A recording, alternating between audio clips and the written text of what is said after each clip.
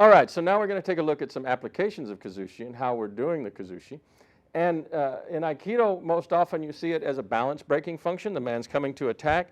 We have some form of evasion and turning him. It's very typical, like this. You can have forms of just extending him down and back, like this, breaking posture. Lots of different ways to break balance. As whatever sort of attack comes in, we're basically meeting the attack and making contact with him in some way, shape, or form.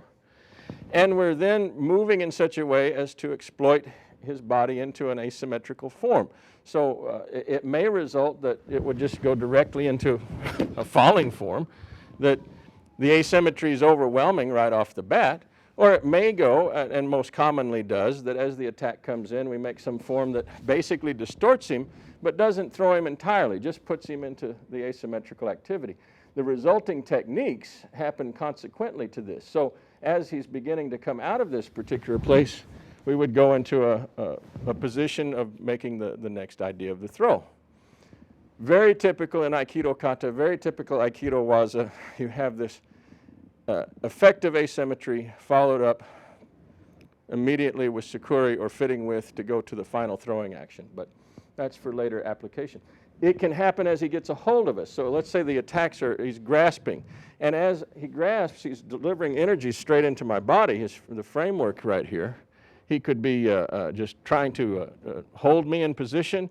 He could be setting up this very common preliminary attack to be gripped, and then the second hand comes in to start beating on you, what have you.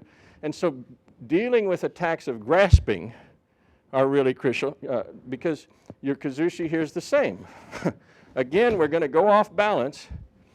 We're going to create off balance by getting off the line of the attack, moving our center, and yeah, it may throw him immediately. Or, just as before, when the hand was swinging, he may grasp and it may just turn him or distort him in such a way that his body has to reflex and start to come back. So the release actions, the Hanasu no Waza, for instance, he's coming in to grasp. This first action in the Hanasu, stepping off line, it breaks his balance a little bit right here. Could it throw him immediately? Yeah, it could. But if he recovers, then we have the completion of the rest of the technique.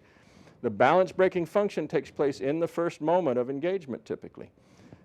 You probably want to affect it as quickly as possible, because if you allow him to get a hold of you and you don't break his balance initially, he keeps getting more and more worse things on you. He's now grabbing me with two hands. Now maybe he's going to, yeah, he's climbing up me. He's messing me up. He's beating on my head or climbing up my body and starting to pound on me.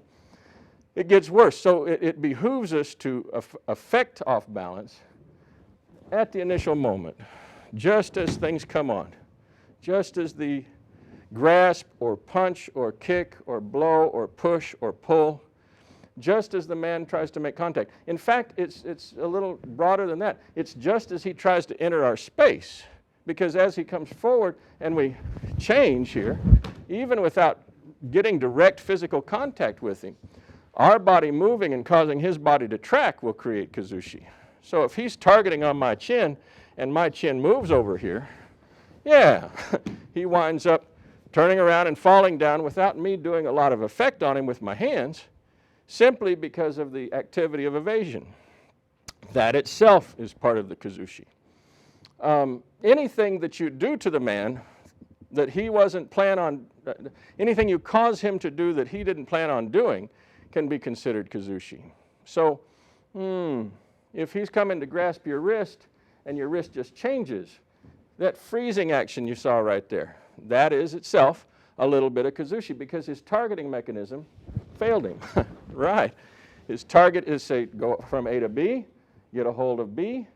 B's not there. When he gets there, suddenly you got a Kuzushi moment. Everything freezes up. He didn't plan to freeze up. It's just that the freezing up occurred as a result of not getting the target. He has to now reacquire a target. And so even little subtle things like that can get into it.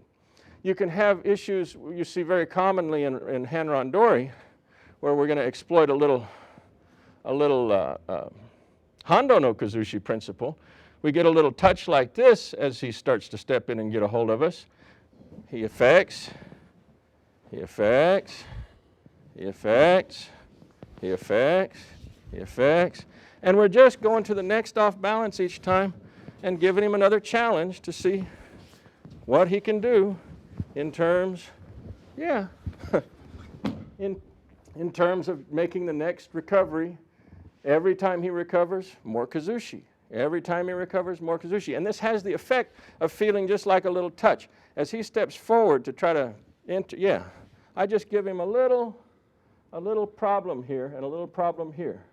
And then I just relax completely, and then I change to the other side, to the other side, to the other side. And his own body actions will start determining where my next activity is going to go. I don't really get to determine it. In fact, if I try to arbitrarily say, oh, I'm just going to do this to him, it can dampen that effect very easily. But when I let sort of this process be an activity of his own, his own nervous system activity, it becomes hard for him to accommodate the fact that every time he reacts, there's just a little change, and a little change, and a little change. His nervous system gets overloaded, his reflex activity gets overloaded, and soon enough, we're back on the floor again. This sort of control of Kuzushi becomes very possible the lighter and slower you can force yourself to work with your partner. If you try to do this activity with a lot of power or strength, you'll find it almost inevitably impossible. You'll have a series of actions like making him go here, making him go here, and nothing, very, very little effect happening. Yeah, I'm delivering energy to the guy, but his own internal sensor, his proprioceptive function, his dampening functions, acquired from training, good training, are dampening that whole asymmetry, so you're getting very little effect. It has to be coming out of their body. It has to be something that you're eliciting from uke with a sense of lightness and a sense of timing and a sense of allowing them to make their own choices. You can predict them. You can kind of say, I have an educated guess that if the man stepped forward and I've created a little asymmetry here and he's not reacting to it, that the next thing I can predict the future a little bit, that he's about to put weight on his left foot, and as he puts it on his left foot, I step over here, and as it goes to the right foot, I go over here a little bit, back here a little bit, over here a little bit. Yeah. So my reactions, I'm reading into the tensions and torsions in his body and reactivity, and I'm predicting where his next step is going to go, and I'm just going there with him.